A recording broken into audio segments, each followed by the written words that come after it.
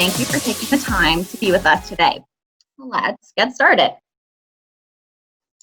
My name is Kristen Kelderman, and I am the marketing lead at Grober and your moderator for today. It's with special excitement that I am pleased to welcome Serena Lamont as our first presenter today to kick off our series. Serena joined Grober about a year and a half ago as a young animal specialist. With an education from the University of Guelph in animal science, she supports our company with her expertise in on-farm nutrition and practices. Today, she's going to be sharing with us how crucial the gut is to a calf's immunity. Serena is coming to us virtually from her beautiful home in Bruce County. Here at Grober, we live and die by our commitment to nutrition and helping you and your customers raise healthy young animals on Canadian farms. At Grober, our history is rooted in nutrition with over 45 years as industry experts. As a business, our promise is threefold: investing in leading research, both on farm and at our facility in Woodstock, Ontario, which hopefully some of you may have visited over the past. Always providing and proving quality ingredients with our unique in-house lab testing. And of course, our passion to help bring our customers the support they need. We are a proud Canadian company with our team stretching from coast to coast. And we are more than just milk replacer. So with that, I am going to pass over the screen to Serena, and please join me in welcoming her. Coming to you virtually from Bruce County. It's a beautiful day here, so hopefully our viewers across Canada are also getting this lovely weather. So I'm going to talk about some 3 key things you should know about a healthy gut and immunity. When I think of immunity, I always think of the cells because they're always the one in the Netflix shows I'm watching.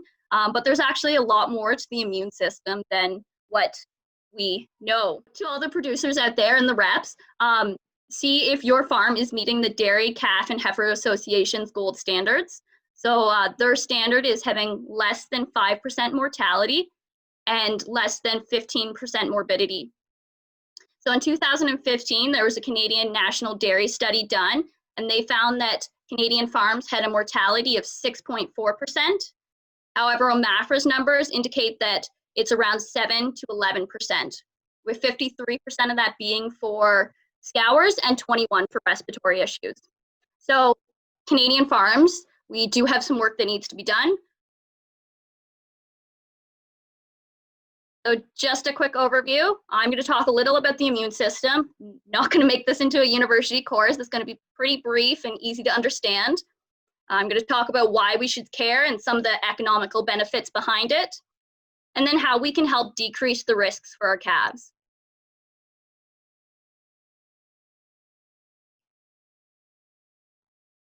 All right, so how does the immune system work? So when calves are born, they are entirely dependent on their innate immune system. They are born with no adaptive immune system, and that's because when they're in utero, there is no transfer of antigens from the dam to the calf.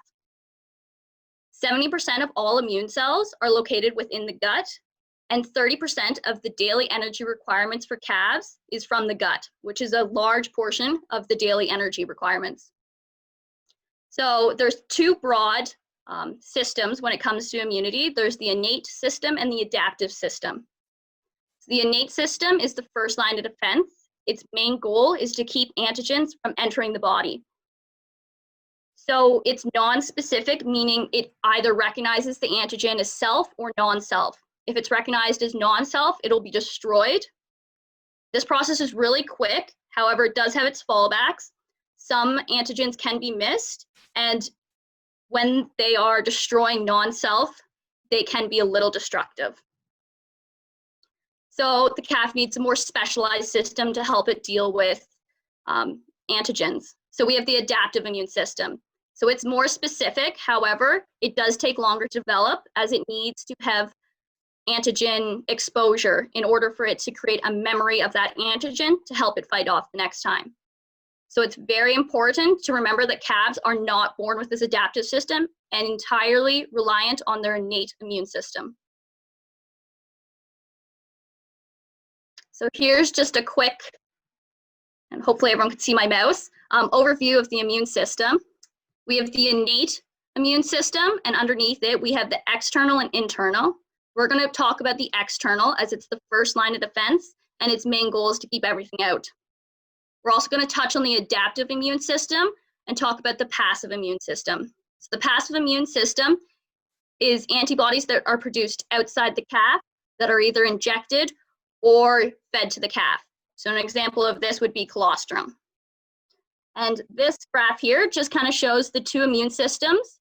So we have colostrum, which holds the calf over as long as possible, and the build of their adaptive system. So you can see there's a bit of a V in here, and so we need to do everything possible to decrease the severity of this V.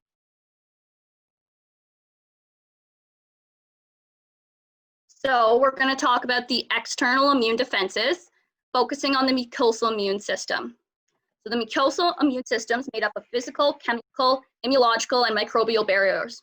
So these are, for physicals, epithelial cells, chemicals is antimicrobial factors, and immunological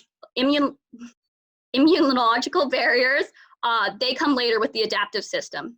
Microbial barriers are microorganisms that help colonize that gut, so they're really important. So during the first week of life, that intestinal epithelial starts to develop. The most changes actually occur within the first 6 to 24 hours, which is also when you should be feeding colostrum. So they kind of go hand in hand. We want to make sure that we're not overloading our calves right off the hop. If we have too much bacteria, gut microbiome is going to fail, and that's going to cause a cascading effect with the calf's health.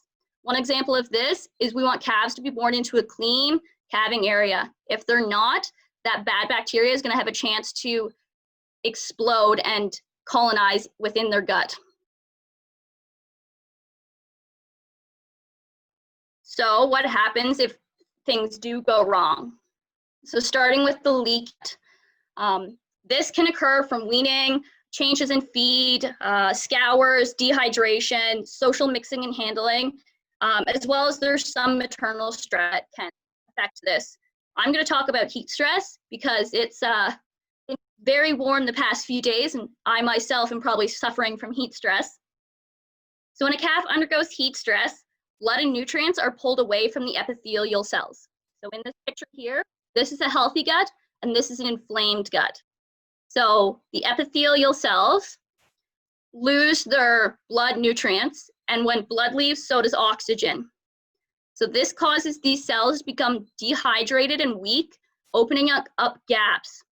So these gaps, which would normally be tight junctions, are then failing and permeable. So bacteria can get in. On top of that, there's immune cells that release a signal because they think they're under attack, even though there's no pathogen trying to attack the body. So this pulls more energy into the calf's gut. There's also a thinning of the mucosal layer. So as you can see, this blue and pink is the mucosal layers. However, in an inflamed gut, it's much thinner. So that decreases that barrier the calf has between the intestinal lumen and the epithelial cells. So we want to make sure that barrier is strong as possible, or else it can lead to other effects. Now I hope everyone's kind of finished their lunch because we're going to move on to talking about scours. So scours can be non-infectious or infectious. And some calves are actually predisposed to scours because they're born into a dirty calving pen or fed dirty colostrum, and that bad bacteria is able to colonize within their gut very easily. There's a few different types of infectious scours. So we have the bacteria scours, so that would be E. coli, and they colonize in the gut and then will produce toxins that will then affect the calf. Compared to viral scours, so that's your coronavirus and rotavirus, and these actually cause damage to the epithelial lining. So these villi here will get damaged, creating more susceptible, allowing the gut to become more susceptible.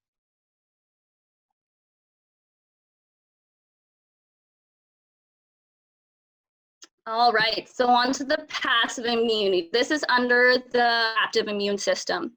So when we feed calves colostrum, our main goal is to get immunoglobulins into it. So I'm going to refer to that as IgGs. IgGs come from the dam, and they have memory from antigen exposure that the dam has had. So she passes those into her colostrum, and we feed it to the calves. When it goes into the calves, it gets absorbed through the gut into the calf system. So there's two parts on the antigen. There's the antigen-specific region, so that'll bind to specific antigens. And then when bound, it'll release its signaling region, which stimulates the immune cells to come and destroy it.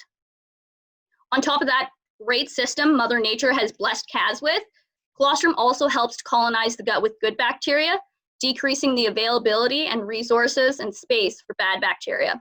So not only is bacteria crucial to help make a healthy calf, it's also going to help make a healthy gut stronger for those 7 days that the calf's really vulnerable to other issues. All right, so why does this matter?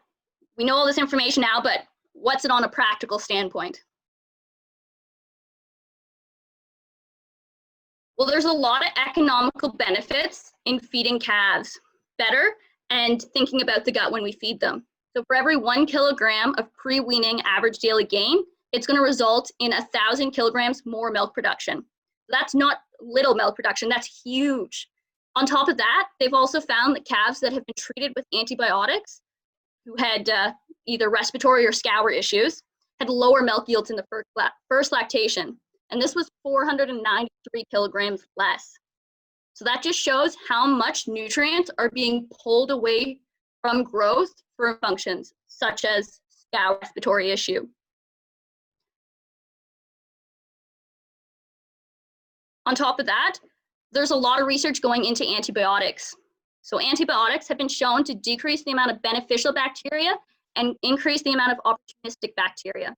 And this was even in calves that were healthy. So they fed antibiotics to healthy and sick calves versus the other group did not have any. And they found that there was a decrease in this. So it's important to remember antibiotics are still very important. I'm not saying don't use them. I'm saying we have to think about using them and have a protocol in place. We've also found that waste milk containing antibiotic residue changes the microbiome of the calves. So it decreases the amount of beneficial bacteria, increasing the amount of opportunistic bacteria. So think about that. If you have a cow that you're treating with antibiotics and you're feeding her milk to calves, you're actually wiping out all that good bacteria in the calf's gut, helping grow a healthy immune system. So don't feed waste milk. It's too high of a risk to be feeding to your future investment.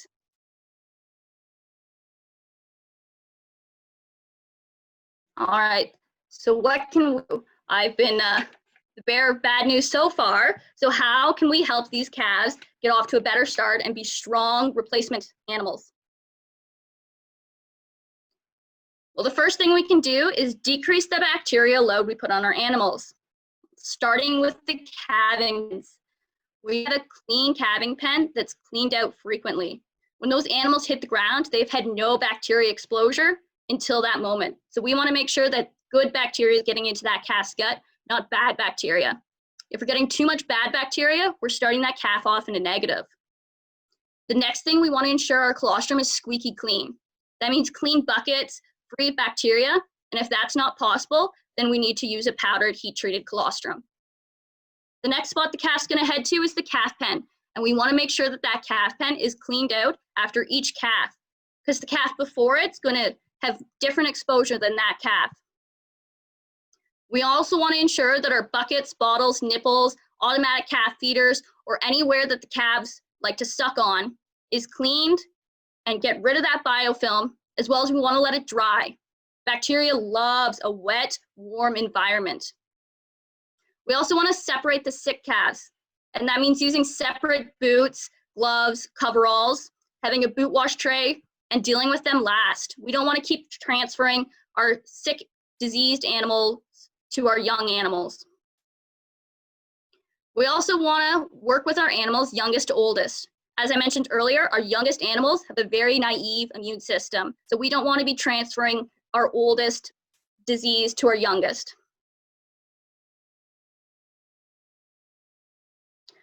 There's also feed additives that we can add into our animals' milk to help give stronger mucosal immune system. So we want to make sure we're adding these into our milk because calves are not consuming enough calf starter that young to make a difference. So these include bioactives, which are prebiotics, probiotics, essential oils, vitamins, and minerals. So in Grober, we already add these into our ProGrow package, which can be found in Excel, High Performance, and Achieve. Colostrum post day 1 is another option, as colostrum does help colonize that gut with good bacteria. First Grow, so it's a spray-dried hyperimmunized egg whole product. So we take chickens and they're vaccinated with antigens for disease-causing pathogens such as Rota, Corona, E. coli, Salmonella. We have a full list too, so if you have had that disease in your barn, we can match it to the list. So those eggs are then come from those chickens and have those antigens in them. When we feed it to the calf, it works in the gut and is able to bind specific pathogens and pass out the back. So it kind of has that adaptive immune system. Acidification is another great option too. It lowers the pH within the calf's GI tract. This helps create an inhospitable environment for certain bad bacteria, not allowing them to replicate. As well as medium chain fatty acids. So they have antimicrobial properties and help thicken that mucosal immune system. So Grober also includes medium chain fatty acids in all our Grober produced milk replacers. Finally, we want to make sure we are feeding enough nutrients to our animals. The more nutrients available, the more nutrients that can be allocated to different needs. So as I mentioned earlier, 30% of a calf's daily energy requirements is in the gut. So we want to make sure we are feeding the calf enough. It's also been shown that a higher plane of nutrition improves immune response. And this isn't just during the milk feeding phase. This has actually been shown to improve immune response post-weaning, which is really important because those calves are under a lot of stress weaning and post-weaning. So, what are the 3 keys that you should be remembering about gut and immunity? The first, that 70% of immune cells are located within the gut and 30% of energy requirements are by the gut. So we really got to pay attention to the gut when we talk about immunity. A strong, healthy gut will fight off pathogens before they become a problem for the calf. And this is going to result in a healthier calf. And enough nutrients, feed additives, and decreased bacterial load are the best way to help increase your future milk production of your herd.